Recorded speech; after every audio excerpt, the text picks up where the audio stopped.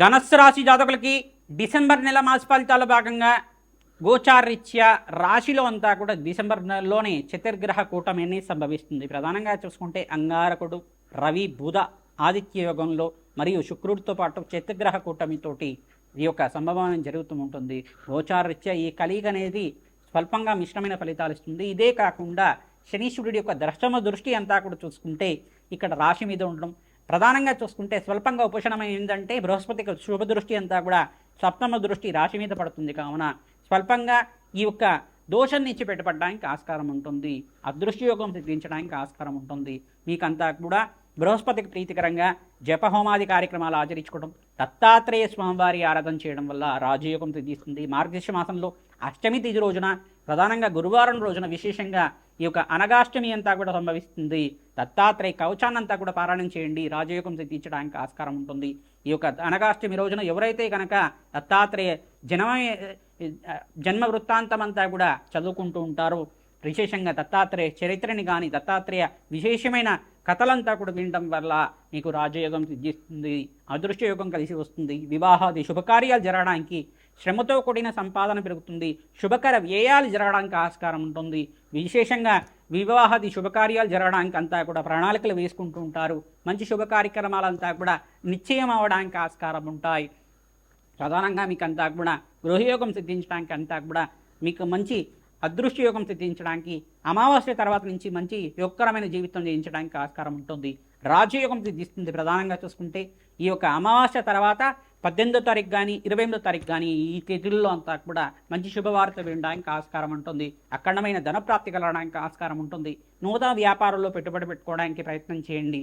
అదృష్టయోగం సిద్ధించడానికి దత్తాత్రేయ స్వామివారి నామస్మరణ ప్రతినిత్యం కూడా చేస్తూ ఉండండి. రావి చెట్టు, వేప చెట్టు దగ్గర మీరంతా కూడా ఆవునేది దీపారాధన చేయడం అదృశ్యంగా కలిసి రావడానికి ఆస్కారం ఉంటుంది. శ్రీమాత్రే నమః. మేషాది ద్వాదశ రాశుల వాళ్ళకి డిసెంబర్ నెల మాస ఫలితాల్లో భాగంగా చతుర్గ్రహ కూటమి సంభవిస్తున్నది. మీకంతా కూడా సంపూర్ణ ఫలితాలంతా కూడా విశ్లేషణ చేయడం జరిగింది. ప్రధానంగా చూసుకుంటే జపహోమాది కార్యక్రమాల్లో భాగంగా జన్మజాతకమే ప్రధానమైన జాతకంగా ఉంటుంది. జపహోమాది కార్యక్రమాల్లో భాగంగా ప్రధానంగా రాజశ్యామల మూలమంత్ర జపాలు అంతా కూడా ఆచరించడం వల్ల విశేషమైన రాజ్యప్రాప్తి కలగడానికి ఆస్కారం ఉంటుంది. దత్తాత్రేయ స్వామివారి చరిత్రనంతా కూడా ఈ మాసంలో మార్గశిర్ష మాసంలో విశేషంగా పారాయణం చేయడం వల్ల అదృష్టయోగం సిద్ధించడానికి ఆస్కారం ఉంటుంది. అనగా వ్రతం అనేది సంభవిస్తుంది. అనగా వ్రతం రోజున ప్రధానంగా అనగాష్టమి వ్రతాన్ని అంచగా దేవాలయ ప్రాంగణంలో ఎవరైతే ఆచరిస్తూ ఉంటారో అదృష్టయోగం సిద్ధించడానికి, వివాహాది శుభకార్యాలు జరగడానికి ఆస్కారం ఉంటుంది. దత్తాత్రేయ స్వామి వారి మూలమంత్ర హోమాది కార్యక్రమాలు ఆచరించండి, అదృష్టకాలంగా చెప్పడం జరుగుతుంది. శనగలంతా కూడా దానం చేయడం వల్ల అదృష్టయోగం సిద్ధిస్తుంది. ప్రతినిత్యం కూడా బీదవాళ్ళకి అన్నదానం చేయడం, దేవాలయ ప్రాంగణంలో వితరించం కూడా అన్నదానం చేయడం, గోమాత పూజను ఆచరించడం వల్ల అదృష్టకాలంగా చెప్పడం జరుగుతుంది. ఈ యొక్క దత్తాత్రేయ స్వామివారి జన్మ చరిత్రనంతా కూడా పారాయణ చేయండి. అత్రి మహాముని అనసూయదేవి యొక్క చరిత్రనంతా కూడా పారాయణం చేయండి.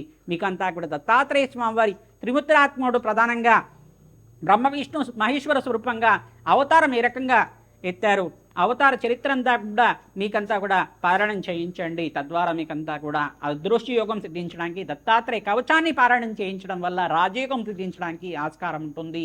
దత్తాత్రేయాయ స్మరణ మాత్రైన సంతుష్టాయ నమః నామాన్ని జపాన్ని ఆచరించండి. జయ గురు దత్త, శ్రీ గురు దత్త, జయ గురు దత్త, శ్రీ గురు దత్త అని నామాన్ని ప్రతినిత్యం కూడా జపాన్ని ఆచరించుకోవడం వల్ల అదృష్టకాలంగా చెప్పడం జరుగుతుంది.